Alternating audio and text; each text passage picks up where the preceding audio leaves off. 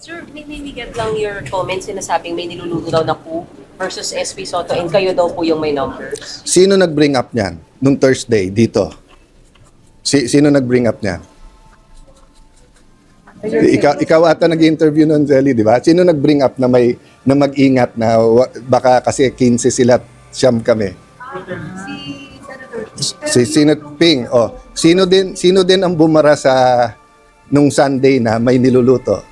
Sino din? Si Senator Ping din, di ba? Oh, so ilan ang website, ilan ang Facebook pages sa Pilipinas? 100 milyon. May isang website na nagsabing si Cayetano na SP, maniniwala silang lahat.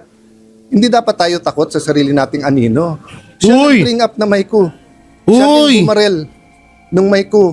Ang tawag doon, hulidap. Uy! Puta na, sa pool si Ping Lacson sa panga. Sa pool si Ping Lacson sa panga, guys. Hulid up. No, hindi totoo naman eh. Siya yung nag-bring up na may coup dito tapos siya din nagsabi.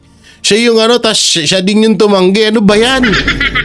Lakas ni Cayetano, no? Pinakain ng lupa si Ping Lacson. Alam naman natin realidad ng speakership, di ba? Wala naman yung pinaka-importanting numero, wala naman dito sa ng House of Representatives. Let's accept that fact. The most important vote is not inside the House of Representatives, di ba? Where is it? Dahil kung halimbawa man napalitan na si Martin Romualdez, tapos si Marcos mamimili, wala pa rin yan. Depende na lang siguro kapag kasi pwedeng pwedeng trabahuin ulit ng mga congress yan. Sa totoosin, medyo masaklap pa nga yun eh. Baka ang gawin dyan, si Martin Romualdez yung magkokontrol sa panibagong speaker. So wala pa rin, ganun pa rin. Diba? Wala pa rin pinagbago, kurap pa rin, diba? So wala na tayo dapat talagang asahan dito sa mga hayop na to. So yun po mga barateros, Jay Guevara TV nga po pala nagbabalik. At eto, panoorin natin itong mga matinding banat ni Senator Alan Peter Cayetano kay Ping Lacson at kay Tito Soto.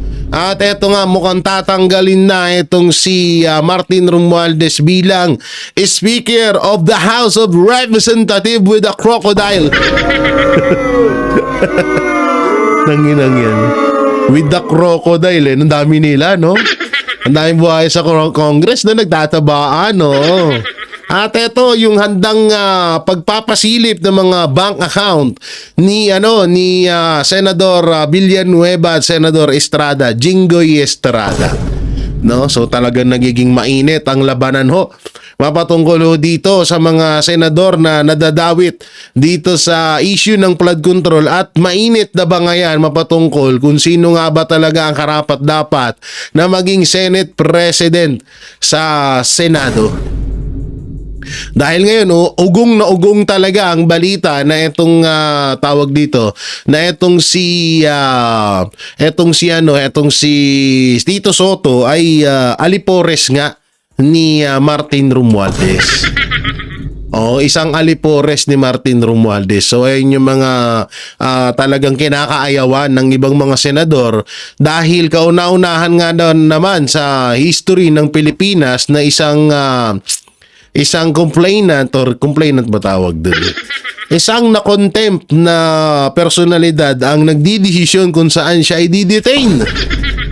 No, at talagang ito ay harap-harapan na pangbabasto sa mga senador at walang respeto sa mga senador. Etong ginawa ni Tito Soto, kaya hindi talaga ay kinakatuwa ng ibang mga Pilipino.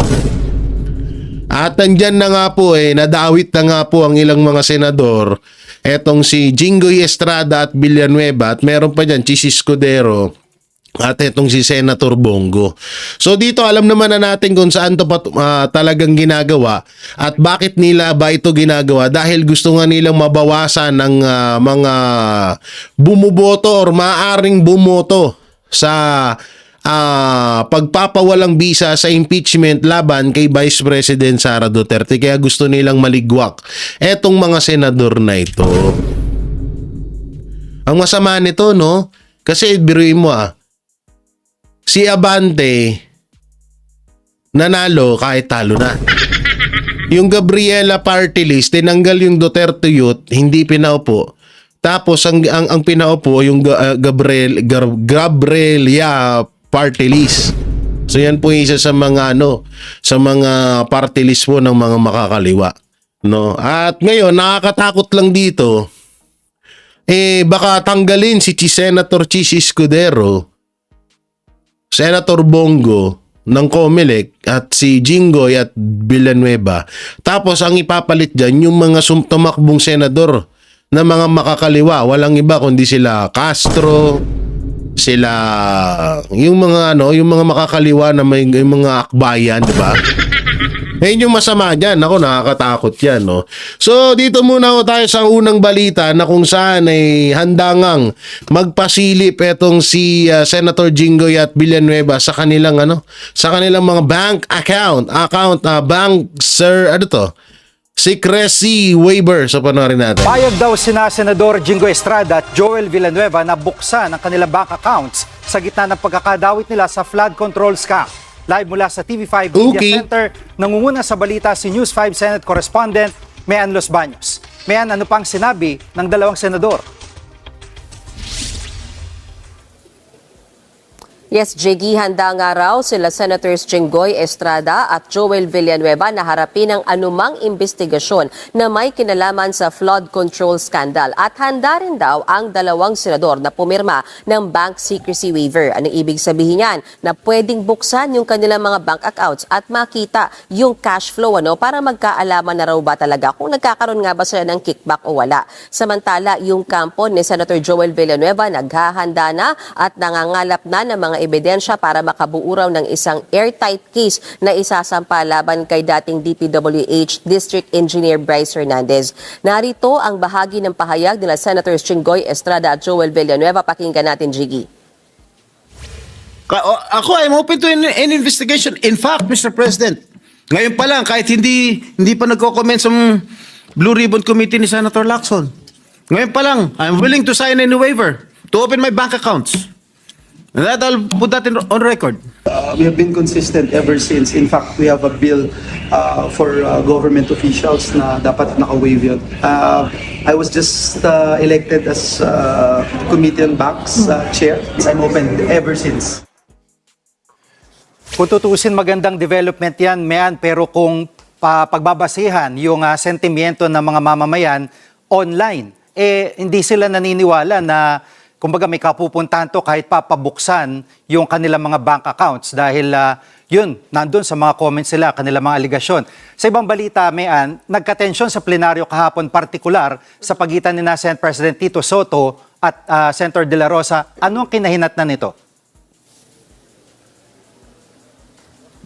Jiggy, nag-ugat yan. Nung kinwestiyon ni Senator Bato de la Rosa si Senate President Tito Soto dun sa pagpapalipat-lipat ng detention facility nito nga ni Engineer Bryce Hernandez na wala naman daw approval ng mga senador o ng plenaryo. Tandaan natin, backtrack tayo ng konti, Jiggy, ha. Unang na-contempt si Bryce Hernandez sa Senado noong nakaraang linggo matapos hindi paniwalaan ng mga senador yung kanyang testimonya sa Blue Ribbon.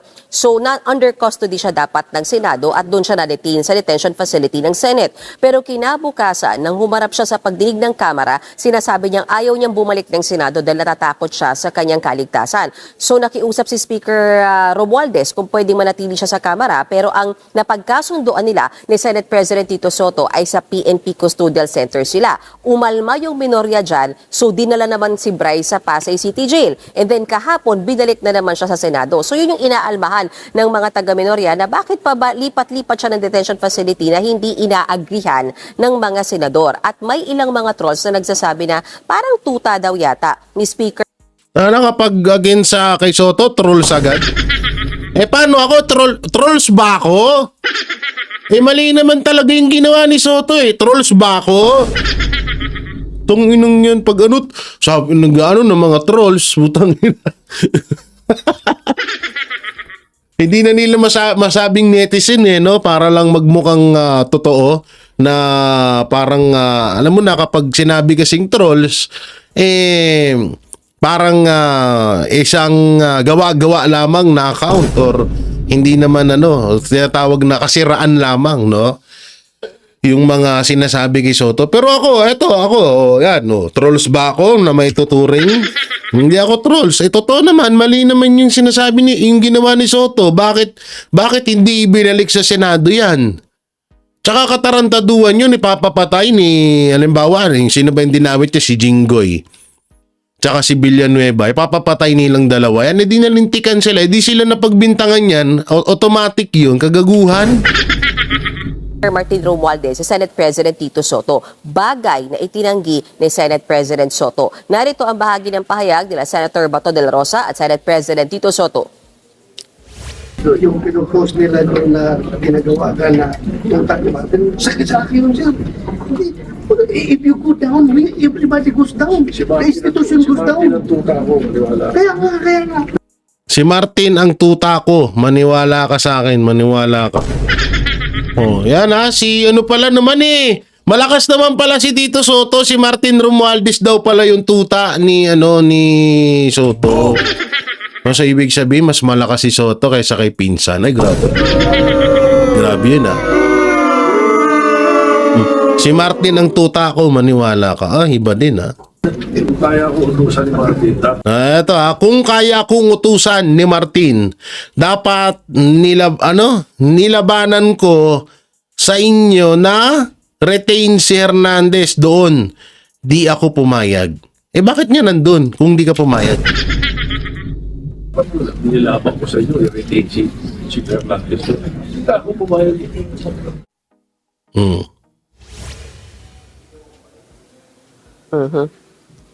Jiggy, yan na muna ang latest mula sa Senado. Ang pinagtataka ko kasi dito, unang-una doon muna tayo sa bank waiver ni Senator Jinggoy at Villanueva. Ito kasi hearsay walang sapat na ebidensya. Hindi, sabihin na natin hearsay din. Pero kung bagbabasihan mo yung sinabi ni Hernandez at sinabi ni Diskaya, halos isa lang din naman, parehas lang hearsay. 'Di ba? Parehas lang sinabi na kasabwat sila. Sa totoosin nga lang, mas matindi yung binunyag ng mga Diskaya. Kasi si Martin Romualdez, Saldico at iba pang mga congressman. Ang pinagtataka ko dito, bakit hindi tinatrabaho ng COMELEC kung ano yung ginagawang trabaho ng COMELEC sa mga senador?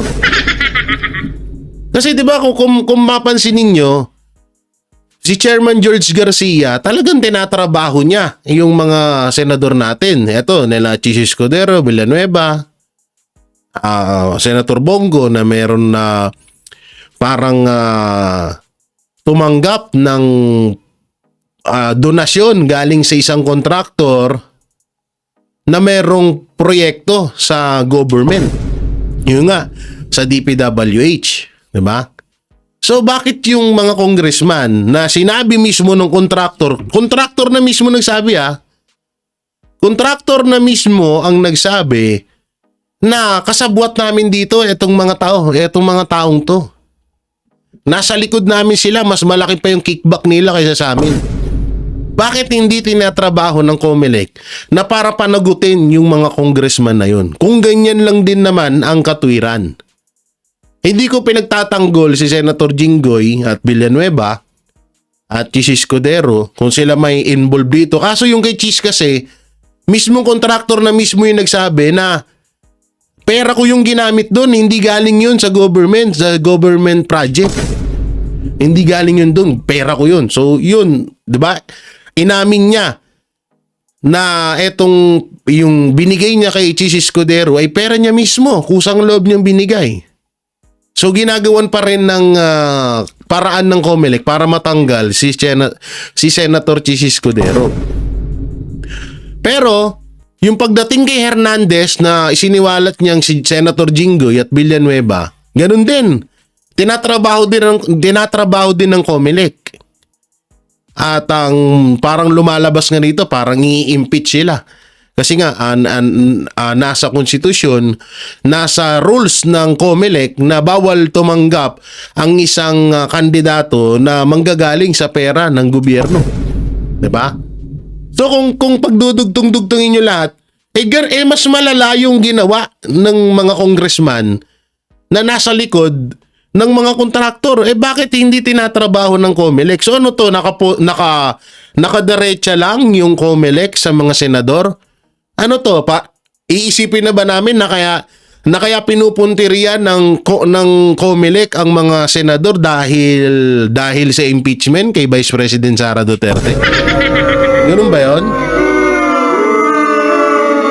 Kasi obvious nakakapagtaka eh. O tignan nyo ngayon yung mga diskaya, asan na yung nila, nawala agad, di ba? Natabunan. Hindi ibinabalita ng mainstream media, nakasabwat si Saldico at Martin Romualdez. Pero yung kay Hernandez, kay Jinggoy at Villanueva, binabalita maya't maya. Sunod-sunod. Nakakapagtaka lang naman, di ba?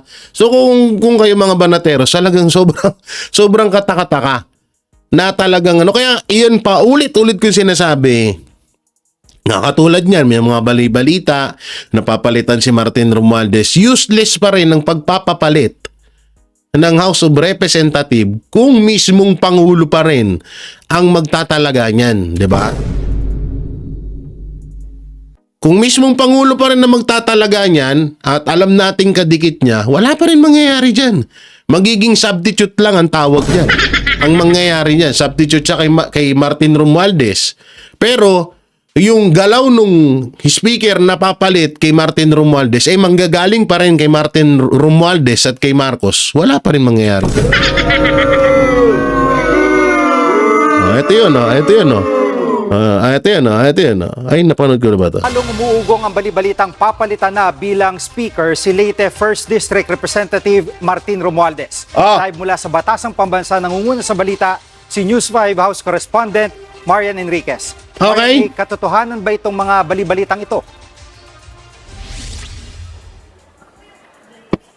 Yes, Jiggy, ilang araw nang kumakalat itong usap-usapang papalitan o magbibitiw bilang House Speaker si Congressman Martin Romualdez. Wala pang nagkukumpirma nga kung totoo yan, pero ayon sa ilang source ng News 5, nagtungo raw itong si Romualdez sa Malacanang para umano makipag-usap kay Pangulong Bongbong Marcos. Ayon nga doon sa ating mga source, kabilang daw sa posibleng options ni Romualdez ay manatili sa pwesto, mag-leave of absence o mag-resign. Wala pang detalye tungkol nga doon sa sinasabing pulong sa palasyo. Wala ring kumpirmasyon mula kay Romualdez at Malacanang. Jiggy. At Marian, doon sa source mo, nabanggit ba niya kung bakit kailangan pang konsultahin ni Romualdez si PBBM gayong may separation of powers naman sila? Jiggy, hindi nga malinaw kung ano ba talaga mismo yung pakay ni Romualdez sa pagpunta niya sa palasyo. Pero malinaw naman din na may separation of powers yung ehekutibo at lehislatibo. May paliwanag naman si Navota City Representative Toby Chanco kung bakit kailangang konsultahin si Pangulong Marcos tungkol sa liderato ng Kamara. Pakinggan natin ito. Alam naman natin realidad ng speakership, di ba? Wala naman yung pinaka-importanting numero, wala naman dito sa loob ng House of Representatives. Let's accept that fact. The most important vote is not inside the House of Representatives, di ba? Where is it? Hindi, it's out of respect. Di ba walang gagalaw dito because out of respect doon sa Malacanang. Di ba? So, yun yun naman iniintay ng lahat, di ba? Kung ano yung, syempre lahat naman kami, we are supportive of the President. At Marian, sino daw ang pinakamatunog base sa naririnig mo dyan sa Kamara na pwedeng pumalit kay Romualdez? Jiggy, ay nga doon sa ilang source, kabilang doon sa mga matunog na maaring pumalit kay Romualdez kung sakali ay si Sino? Isabela 6th District Representative at House Deputy Speaker Faustino Bojib D. Kapartido Sino yun? si Pangulong Marcos sa Naku Partido po. Federal ng Pilipinas. Wala din. Lumulutang din yung pangalan ni na House Naku po, lalo na yan. Lalo na yung tanginang yan. Wala yan. Eh, sinasabi ko sa inyo. Ang mangyayari niyan, parang mangyayari niyan siya yung kilalang speaker, pero si Martin Romualdez pa rin ang nagmamanto. Wala pa rin yan. Ako nagsasabi sa inyo. Ako na nagsasabi sa inyo. Kahit palitan si Martin Romualdez, tsaka ito hindi yun solusyon, yung pagbalit. Dapat kasuhan ni Marcos Jr. mismo yung pinsan niya dahil tinuturo siya ng mga congressman na involved sa flood control issue. Ayun yun. Bakit hindi magawa? Diba? Yun yung katanungan, bakit hindi kayang gawin ni Marcos Jr.? Siya na mismo nagsabi na sasagasaan niya lahat. Hindi katwiran yun, tatanggalin, tas wala na, okay na, tapos na. Kagaguhan yan. Deputy Speaker Ronaldo Puno at Bataan 2nd District Representative Albert Garcia na pareho pong taga-National Unity Party. Kasama nga rin sa umunoy matunog Wala na yan. Speaker ay Naku po. Senior Deputy Naku po, isa pa to. JJ Suarez, naku. Wala na. Speaker at Quezon Representative JJ Suarez mula naman sa lakas CMD na kapartido ni Romualdez. Jiggy. Di ba? At meron ka bang napapansin na kakaiba sa sesyon ng Kamara kanina? Jiggy, napansin natin kanina nga na nag-resume tapos biglang nag-suspend yung sesyon kanina. Pagbalik, mabilis din itong natapos. Hindi nga umabot do sa 20 minutes yung sesyon at bukas raw sila babalik alas 3 ng hapon. Yan muna ang latest dito sa Kamara. Balik sa Jiggy. Yan po ang ulat ni Marian Enriquez live mula sa Wala yan. Walang mangyayari dyan sa hype. Oo, lang tayo dyan, no? Paulit-ulit na lang tayo dyan kung sakali mang sila ang maging maging tawag dito. Ang maging maging House Speaker. Naku. Front lang yung mga yan. Tapos ang magmamando dyan si Martin pa rin. Kaya nga dapat magkaroon ng magkaroon talaga ng total. Ang laki naman ng budget ng COMELEC, di ba?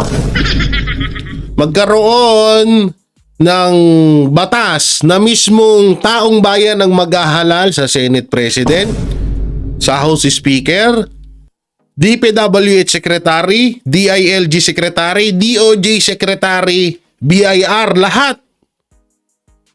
Taong bayan dapat ang magdidesisyon kung sino ang pupwesto sa mga departamentong yan. Yun dapat, hindi yung mismong presidente. Kahit na sabihin na natin si Vice President Sara Duterte, pangit pa rin yun. Mas maganda kung sa partido naman ng mga Duterte, wala namang patapon. Kung halimbawa may piliin si Vice President Sara Duterte sa darating na 2028 election at piliin niya maging House Speaker at Senate President, goods yun. Kasi alam natin na wala talagang magiging anomalya doon. Pero, tangina kung ngayon, sa panahon ngayon, yung pinsan niya nga, hindi niya mapanagot ni Marcos ano pang hihingiin yung hustisya dyan? Eto na, yung mga pahayag ni Senator Soto at mismong napakaangas na pahayag ni Senator Cayetano mapatungkol dito kay Senator Ping Lacson. So panoorin natin. Yes, may niluluto raw po kudeta laban sa inyo. 1 week pa lang po kayong nakaupo. Ewan ko. Wala akong... No comment. Of course, you always, the Senate President is always in office because of the trust and confidence of his colleagues. We serve at the pleasure of our colleagues. So, if there are majority of the members of the Senate who want a different Senate President, what can we do? So be it. But is the majority solid, sir, by now? Yes, I think so. We were together at lunch. May tatlong absent kanina sa caucus. Hindi, nagsabi naman sa akin kasi isa may hearing, yung isa naman was going to be late talaga. Sir, So, walang problema. VIP treatment daw binibigay kay Bryce Hernandez. Ba't daw siya nasusunod kung saan gusto ma-detain? Siya daw nasusunod, Sir Alan. Paano siyang nasunod sa PNP custodial? Paano siyang nasunod sa Pasay City Jail? Puro ayaw niya nga yun Di ba? So it's maling opinion. Sir, show of force ba Well, of course. Anong ayaw niya yun? Siya nga nag-request dun O, saan naman ikukulong yung Senator Soto? Eh, ayaw niya nga sa Senado. O, ibig sabihin doon sa gusto niya. Naku po. Opinion, it's their opinion, but my opinion is that we're just following the procedures and the rules. force ba yung lunch kanina ng majority? Hindi, when I was Senate President, I always called for a caucus Monday lunch. I always tender lunch every Monday. Every week may caucus sa mga senador. Ito lang week na to, majority lang muna yung napag-usapan namin. Pero next week, we will invite everybody. Pero sir, according to Senator Risa, may kaugnayan daw po yun sa nilulutong ko dito daw. Hindi, napag-usapan, siyempre. What was talked about, sir, maybe no SP? Well, that there is no such thing. That was the talk among us. Sir, ano po yung sagot Okay. niyo kay Senator Marcoleta, especially insofar as yung comments niya dun sa decision ninyo dun sa protection for the Discayas dahil nga pamangkin niyo daw po kasi si Mayor Vico, sir? Bay, kailan ko sinabing meron ba akong binanggit na mga pangalan tungkol sa Diskaya binanggit ko. Pero hindi ko intindihan kung ano yung sinasabi niya. Parang lumalabas parang kaya nyo raw po hindi inaprubahan yung recommendation niya is because Dahil kalaban ng pamangkin ko. Ay, hindi. That is completely false. Sapagkat wala sa lugar. Paano mong Layo, gagawin ng witness protection program, magkakaroon ng immunity yung billion-billion ng ninakaw sa gobyerno? Eh, hindi naman gagawin witness. Gagawin siyang witness para sa mga mga kabaro niya na mga kasamahan yun ng mga politiko sa Congress. Yun eh. Allegedly. Paano mo gagawin yun? Tapos ayaw isole? Hindi. Yun ang requirement para maging isang witness. Eh, ba't mo pinapaniwalaan si Hernandez ngayon? Kung ganun naman pala. Diba? Oh. Protection witness na WPP ka, kailangan Yo, 3 o'clock na. Hindi pwede yan. Completely false yung sinasabi niya. Okay. Ito na. Ito. Pakinggan nyo yung mga sinabi dito ni Senator Alan kay Ping Lacson. Sa pool. Focus on minority. Okay. So first and foremost, ang aming main trust, yung NBA, Nation Building Agenda. Napakaraming problema ng ating bansa, kasama doon yung isang national reset sa anti-corruption or good governance, no? Lahat ba ng bidding ay rigged o meron bidding na rigged at hindi? Yung sinasabi nila na lahat ng DE ay involved or may mga DE lang, etc. Yung sinabi ni Secretary Dizon na resign lahat, tatanggapin, hindi tatanggapin, yan ay DPWH pa lang. May BIR, may Customs, may Kongreso, may Senado, meron po sa health. Yung pong isipin nyo, pati bakuna, may issue, health centers, no? So regular po ang aming meeting ng Mondays, and this time sinama namin aming mga chief of staff para yung aming agenda kasi napakalaki. But I have to admit to you, medyo yung oras ay nagugol din doon sa pag-uusap na bakit parang naging Senate VIP etong si Assistant DE Bryce na pinag-usapan na sa Senado at meron pong motion na inapprove ng buong Senado na sa Pasay City Jail pero walang konsultasyon ay nandito na ulit. So may mga ganitong issue na I will say are important but naging mas urgent kasi ang question na namin, do we now have a Senate na walang rules? O meron din bang rules? Kayo ba dito sa media, safe ba kayo kung yung CCTV anytime pwedeng kunin ng kahit sino? Di ba dapat may rules din yon sa CCTV pag maghihingi ka. So these are things we discussed. A member of the minority will probably bring it up sa floor. No, the question was not the saan siya i-detain. The question is following the rules. Sa rules ng Blue Ribbon, it is the committee through the chairman, not the Senate President. At nung pinahiram siya sa Congress, ang usapan ay ibabalik, hindi siya binalik. So clarify na yon, pero nagkaroon ng motion sa Senado, sa mismong plenary. O ngayon, sino pa paniwalaan dito? Si Soto na isang komedyante o etong si Senator Cayetano na isang lawyer. O yan ha, dyan na lang tayo magbasehan. Nadalin sa Pasay City. So pwede ba na ang isang tao kahit siya ay Senate President o pwede ba kung yung committee chairman, balik ta rin yung plenary? That's the issue, Sally. At yun ang medyo, we're not comfortable na wala tayong rules sa Senado. Having said that, it's a due process na makasagot harap-harapan yung kabila. I was just bringing it up kasi tinanong niya anong agenda namin. Hindi kayo komportable, sir, na dinala siya sa PNP? Kayo ba komportable kayo na magbobotohan dito na bigyan kayo ng pwesto sa Senado and then magde-decide ang Senate President o isang committee chairman na bawal kayo sa Senado? Yung plenary ang pinakamataas at makapangyarihan eh.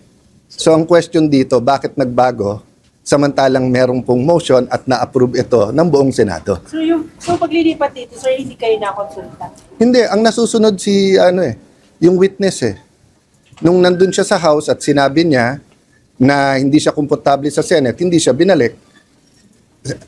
Tandaan niyo po, nung sinabi niya yun sino na ang Senate President nun? Tama. O, si Senator Soto na, di ba? O ngayon, ang statement naman niya, dyan lumabas sa inyong news outlets, ang statement niya, with the new leadership, komportable na siya. So kung pwede siya nilipat, bakit siya yung nasusunod? First time yun. Ngayon lang nangyari yun sa kasaysayan ng Pilipinas. At bakit kinonsinti yun ng Senate President? Diyan tayo magtataka. Kaya hindi rin talaga maiwasan na masabi mong tuta ni Martin Romualdez etong si Senator Soto. Kasi biruin mo ikaw na yung Senate President mo pero hinayaan mo na ganun ang gawin ng Congress. You're questioning si SP why he is allowed. I'm questioning bakit hindi nasusunod yung batas at yung rules ng Senate. I'm not questioning it personally. May mga tatayo. What I'm saying is that sinasagot ko lang yung tanong nyo na ano yung agenda namin. Yun. Kasi nga, ang lahat ng pag-uusapan dito, kahit anong bills, kahit anong solusyon, kahit anong problema, actually, ang main namin sana today is yung house arrest ni President Duterte kasi medyo urgent yon. Kaya lang naunahan ng mga issue na to. Kasi hindi naman pwede na may VIP witness tayo, tapos may witnesses tayo, nag-apply pa lang ng protection, sinushoot down na natin. Sir, may we get lang your comments, sinasabing may niluluto daw na coup versus SP Soto and kayo daw po yung may number. Yan, ito.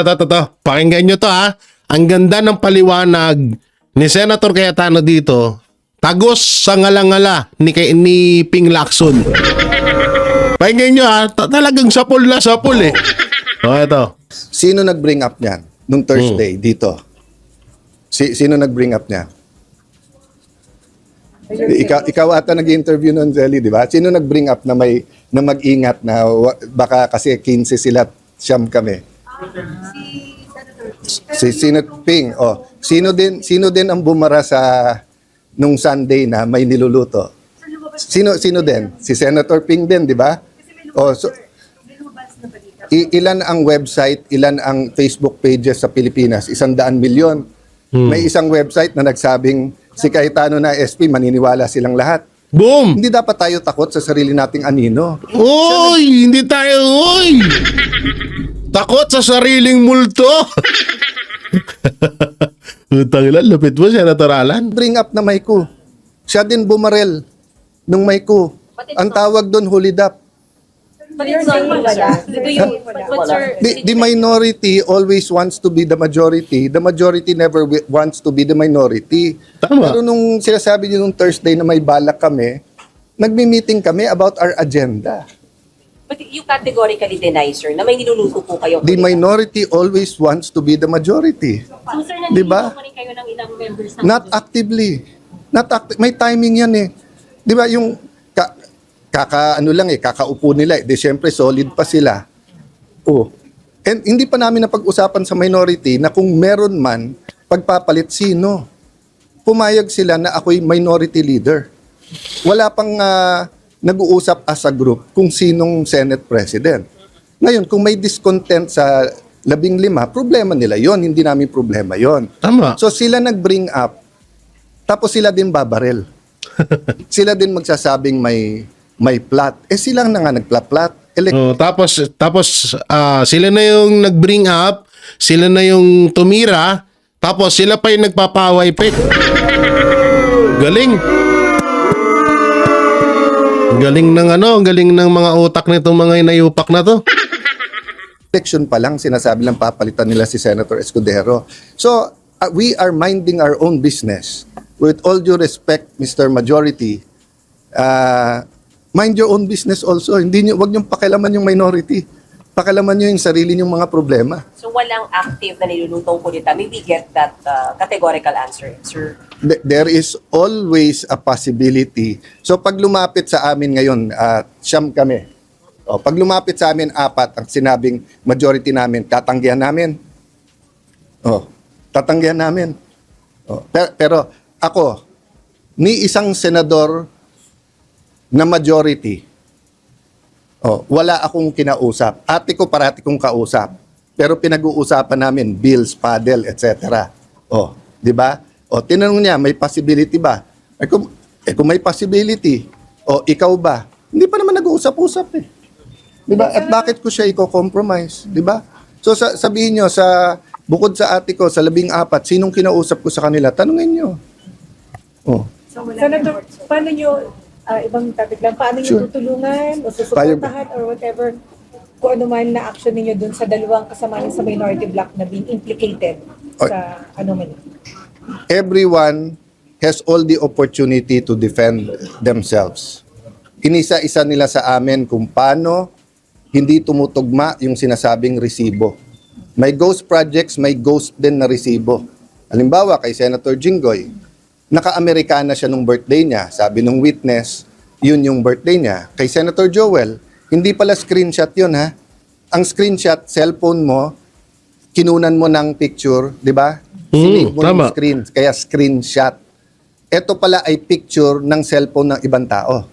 At doon sa cellphone, tumagos ang balikat ni Jinggoy Estrada. Ay, nakita niyo yung picture? Walang yan, nakatagos dito yung balikat ni sa katawan ni Alcantara. Ang lupit. Hindi naman member ng CA si Joel nun. At confirmed na si Secretary. Hindi tumutugma eh. So, each one of them will have their opportunity. Di ba? Ang tanong, sa daming binanggit from the DPWH to congressmen, bakit nakafocus tayo dito sa Senado? Kung meron tayong problema dito sa Senado, file kayo sa Ethics Committee. Di ba? Katulad nun, ba't hindi nasabihin kung yung sa CCTV kanino pumunta? O ngayon, suspect nyo tuloy lahat. O ngayon, kung CCTV ang pag-uusapan natin, pwede palang magplanta na dito. Papuntahin natin isang contractor sa isang media, tapos sabihin natin yung media na yan ay ganito. Papuntahin mo sa isang senador. Hindi kami komportable na walang rules. Kayo ba pwede nyo tignan ng CCTV basta-basta? O kailangan mag-request muna kayo? So may nakita kayo na parang alanganin, let's say tingin nyo may dalang bomba, punta kayo sa Sergeant at Arms, sir, puntahan nyo yun. O kaya kung nakalabas na, sir, tignan nyo yung CCTV. Tapos kung kailangan, i-request nyo. 'Di ba? So yes, we want to get to the bottom of everything. We want everyone exposed. Wala tayong sasantuhin kahit mga senador. Pero ano sabi ng Supreme Court sa impeachment ni Sara Duterte? Tamang paraan, tamang panahon. So yun lang ang sinasabi ng minority ngayon. Doon tayo sa tama. Tamang paraan, tamang panahon. Mukhang may BIP witnesses, meron naman ibang witnesses na protection pa lang ang hinihingi. Hindi na pwede. Ako hindi pa ako in favor na any of them ay maging state witness. Magkaiba magkaiba. Nung sinabi kay Senator Soto na bakit hindi pwede, hindi qualify, whatever, kayo naman nag-interview Hindi pa yun ang pinag-uusapan. Ang pinag-uusapan pa lang ay protection. We granted that to Jun Losada sa ZTE. Kahit hindi pa natin alam yung sasabihin niya. Diba? Senator, ibig sabihin, sa meeting nyo, ni-refute na sa inyong meeting, ni-refute din na Senator Joe. Nire-refute naman every day, sa lahat ng Ang issue dito po ay yung totality nung lahat. It's ongoing, Nympha. The accusations are left and right. So basta tamang paraan, wala tayong sasantuin. Di ba? Bakit? Sa majority, tanungin nyo rin, di ba? Yung tanim witness, is that true? Yun. Kasi if that's true, delikado din minority sa tanim witness din laban sa amin. So the minority Diba? So- standing by Senator Oo nga, no? Katulad niya ni Risa Anlivirus. Diba? Tanim witness. Ang ganda nung sinabi ni Cayetano dito. No, so we are individually defending ourselves if there are any allegation. Buo kami as a minority. We're not trying each other. But so far, yung pinakita namin sa kanila ay pinakita nila sa amin ay mas logical sa pinapakita ng witnesses against them. Yun, no? So, anong maikukomento nyo sa, ano ba tong balitang to? Ano pong, eto pala, sige, sunod na rin natin to. Ano pong maikukomento nyo doon sa pahayag ni Senator Alan Peter Cayetano? Talagang pinakain niya ng alikabok itong dalawang di umano ay tuta ni Martin Romualdez na si Soto at Lacson. At medyo napasaringan niya pa nga dyan si Ray Saundeveros, no? So ano pong may kukomento nyo dyan? So dito naman tayo. Pinilit ni Representative Ko ang DA na damihan ng isdang pwedeng angkatin ng kaniyang basahin natin ha. Ibaba mo pa. Ay, hindi na mababa. Uy, ba't hindi na mababa? Ng kanyang ba't tayo mababa? Ng kanyang angkatin ng kanyang tree. Ano tong tree? Panoorin na nga lang natin. Bukod sa maanomalyang flood control projects, iniuugnay rin ang pangalan ni Ako Bicol Party List Representative Zaldico, kaugnay ng pag-i-import ng mga isda. Pagsiwalat ni Agriculture Secretary Francisco Chu Laurel, pinilit noon ni Ko ang kagawaran na lakihan ang alokasyon ng mga pwedeng angkatin ng tatlo nitong fishing company. Nakatutok si Tina Panganiban. Tangin na talaga, no?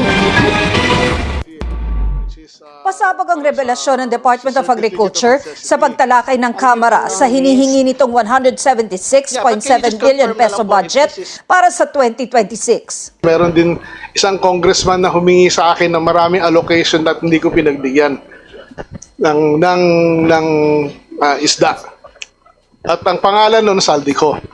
Ayon kay Laurel, pinilit ko ang DA na bigyan ng tatlong kumpanya niya ng import permit. Grabe talaga tong taong to. Victory Fishing Corporation. Lupit. We're being forced at that time to give him 3,000 containers of fish, which I did not agree. Sinisika pa namin kunan ng pahayag si Ko. Natanong din sa budget briefing. Sinisikap ba talaga? Ang tagal nyo na nagsisikap pa. Ang tungkol sa pagiging pinakamalaking importers ng galunggong at tuna ng pamilya ni Navotas Representative Toby Chanco. Kasi ang kumpanya na yan was owned by their parents. Do you not find any conflict of interest, Mr. Secretary, that the Chancos are importing the largest fishing agalunggong for this? Mukhang tinatrabaho na rin si Chanco ngayon. Well, if you want me to really comment on that, I think they deserve what they are getting because they are the pinakamalaking nilaland talaga eh. This is very scientific and everything, so wala akong nakikitang issue. Kung walang importation, mas mabuti sa amin.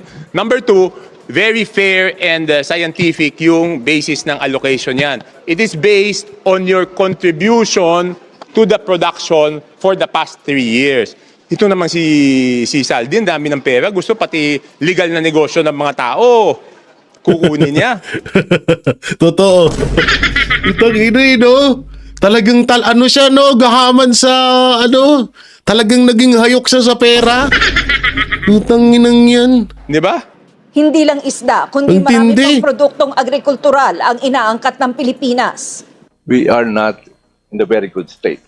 And that we have to accept. At the Hindi mo, saldi ko. At the moment. The current state, given that we're a net importer, is not something that we should just simply accept. There needs to be interventions on the part of DA. Our goal is not to simply grow more food, but to ensure that every family has access to healthy, affordable meals. Ang orihinal na hinihinging pondo ng DA ay 245 billion pesos. Sang-ayon ng ilang kongresistang dagdagan ang budget ng kagawaran, lalo't aalisin na ang budget para sa flood control project sa 2026. Yan ay kahit dati. Alam nyo, isa pa sa katangahan yan. Tatanggalan mo na at tanggalan ng budget ang flood control, hindi mas lalo tayong binaha. Ang solusyon dyan, hindi pagtanggal ng budget. Panagutin yung mga naggumawang mga kontraktor at congressman na ginawa nilang ghost project yung mga flood control na yan at ayusin. Hindi tanggalan ng budget, katarantaduhan. At ipang sinabi ng Pangulo na hindi niya i-veto ang budget kung Tang inang yan, magdaragdag ang wala. Kamara ng pondo Bobo hindi talaga. na sa National Expenditure Tanga Program. talaga. Para sa Tanga-tanga talaga to. Oo, wala. Ay, nako. Ay, nako. Wala talaga tayong mapapala dito. Oo. Tatanggalan mo ng pondo, hindi mas lalong nagkakulang-kulang. Yung lalong naging baha dito sa Pilipinas. Ang gawin mo dyan, panagutin mo yung mga kontraktor at mga congressman or iba pang mga politiko na involved sa flood control. Yung pera, ipabalik mo. Tapos yung malilikom na pera doon, ilaan doon sa mga katulad yan, Bulacan, Marikina, dito sa Luzon. Priority mo rito sa Luzon, ibigay mo dito lahat ng budget. Iayos yung mga flood control dito. Ganun dapat, hindi yung tatanggalan mo ng budget, di lalong nagkabaha-baha, nagka-leche-leche yan. Boplak. Totoo nga sinabi ni BP Sara. Oo, bata nga alam eh. Ikaw hindi mo alam. Bobo eh, no? Tunginang yan. So, eto na naman. Panibag. Tunginang tindi ni Saldi ko. Pati ba naman yung sa agriculture, meron ka rin palang kickback. Utangina ka. Ang tindi mo. So, yung mga banateros, mga kabiyaya, anong may kukomentuhon nyo dito? Sa issue, sa mga sinabi ni Senator Cayetano mapatungkol kay Soto at kay Lacson. At eto yung kay Jingo Estrada at Villanueva, isama nyo na rin. Etong kay Saldico, naku po, hindi lang pala sa flood control, marami pa palang iba. At kayo po ba ay pabor na tanggalan ng budget ang mga flood control ng Pilipinas? Asahan nyo na po, baka hindi lang hanggang dibdib ang mga baha dito sa Luzon, baka umabot na ng pangdalawahang tao. So i-comment nyo lang po dyan sa baba at ating babasahin yan. At syempre huwag nyo pong kalimutan na mag-like, share, comment, and subscribe sa ating YouTube channel. Paipindot na lang din po yung bell button para lagi kayong updated sa ating mga video araw-araw. So maraming salamat. Ingat po kayo palagi. God bless and peace and bye-bye. Yan ang Banateros, walang inuurungan. Pag tama palakpakan, pag mali ay babanatan. Yan ang Banateros, boses ng ordinaryong Pilipino. Banateros ay walang makakaawan, walang inuurungan. Banateros ay tinutulungan.